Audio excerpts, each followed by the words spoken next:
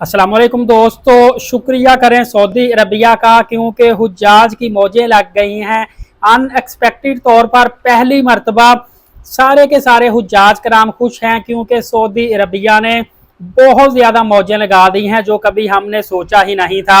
असल में Saudi Arabia ने किया क्या है कि इन्होंने हाजियों के जो खेमे हैं जो हुज्जाज को अलाट होने थे, इन्होंने एक तो ये किया है कि डी कैटेगरी की बजाय बी कैटेगरी दे दी है।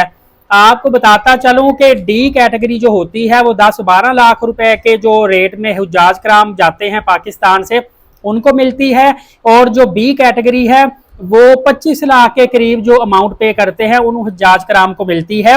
और मोस्टली जो अमेरिका यूरोप से हुज्जाज कराम आते हैं, चूंकि वो ज्यादा पे करके आते हैं, फैसिलिटीज उन्होंने ज्यादा लेनी होती है, इस वजह से ये बी कैटेगरी उनको मिलती थी। जबकि अब ये बी कैटेगरी जो है ये सरकारी हुज्जाज कराम को दे दी गई है। सहूलियात बहुत ज्यादा दे दी गई हैं, रश बहुत ज्यादा कम है। और ये भी सुनने में आया है कि प्राइवेट हुज्जाज कराम जैसा पाकिस्तान से 67,000 रह गए हैं, इंडिया से 42,000 रह गए हैं, तो इनके जो एरिया में मकतब वगैरह जगह काफी ज्यादा खाली है, तो इस वजह से इनको डी की बजाय बी कैटेगरी, कुछ को सी कैटेगरी में शिफ्ट कर दिया गया है। समझ लें कि जो पूरी दुनिया से 5 लाख हुज्जाज कराम जो महरूम रह गए हैं, इनको जो सहूलियात मिलनी थी वो बाकी सारे हाजियों में तकसीम कर दी गई है। इसके अलावा सामान रखने के लिए अलग से अब जगह दे दी गई है। पहले सामान के लिए सेपरेट जगह नहीं होती थी, आपने जहां बिस्तर प्लेटना होता था पास ही सामान रखते थे। इसी तरह खाना इतना आला किस्म का दिया जा रहा है, इसमें बकरा दिया जा रहा है, चिकन दिया जा रहा है, समझ लें कि बूफे टाइप खाना दिया जा रहा है, साथ फ्रूट्स चाय हर चीज दी जा रही है।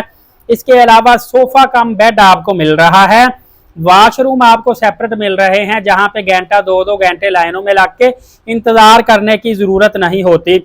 और होटल भी मरकजिया में स्टार कैटेगरी के मिल रहे हैं, वो भी समझ लें कि हरम शरीफ के करीब करीब आपको मिलेंगे, ज्यादा दूर होटल नहीं होंगे। इसी तरह आपको पता है कि ऑलरेडी मुख्तलिफ ममालिक और पाकिस्तान से रोड टू मक्का की फैसिलिटी दी जा रही है, जिसमें आपने अपना सामान बिल्कुल भी नहीं पकड़ना। हैंड कैरी के अलावा आपका बड़ा जो लगेज है खुद ही यहाँ से एयरपोर्ट जाएगा, फिर एयरपोर्ट से जद्दा एयरपोर्ट जाएगा, वहां से आपके होटल तक पहुंचाएंगे, आपको सामान पकड़ने की जरूरत नहीं। हाँ, एक और बड़ा अच्छा काम किया है, बहुत ज्यादा शदीद गर्मी की वजह से और हबस की वजह से इन्होंने जगह जगह पे शावर लगाए हुए हैं, वो फुआरा सा टाइप लगे होते हैं, ऊपर से पानी आपके ऊपर गिरेगा जो कि गर्मी को कम करेगा और जो हबस पैदा होती है उसको कम करेगा, बड़ा सुकून मिलता है।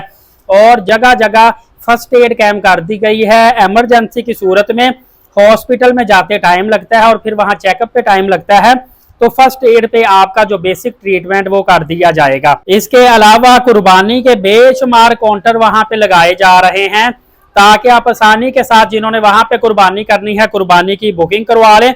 मैं समझता हूं कि बहुत खुश नसीब हैं जो इस साल हज कर रहे हैं, और इससे ज्यादा वो खुश नसीब हैं जिन्होंने इस साल हज की नीयत की हुई थी लेकिन महरूम रह गए हैं। अल्लाह पाक इनका जरूर हज नीयत से कबूल फरमाएगा। दुआ है कि मेरे देखने वाले, मेरे सब्सक्राइबर, मेरे व्यूवर को अल्लाह पाक इस साल और जो इस साल रह गए हैं उनको अगले साल लाजमी तौर पर हज बैतुल्लाह की बाअदब सआदत नसीब फरमाए और बार बार उम्रा की सआदत नसीब फरमाए। आमीन लाजमी कह दीजिएगा ताकि किसी का भी आमीन लिखा कबूल हो जाए, कोई पता नहीं चलता। मैं इंशाअल्लाह अज़ीज़ आपको अपडेट देता रहूंगा। इलीट साकिब यूट्यूब चैनल को सब्सक्राइब करके बेल नोटिफिकेशन को ऑन रखें, नमाज कायम करें, नबी पाक सल्लल्लाहु अलैहि वसल्लम पे रोजाना कसरत से दुरूद पाक और कुरान मुकद्दस की तिलावत करते रहा करें। इजाजत दे, शुक्रिया, जज़ाकल्लाह।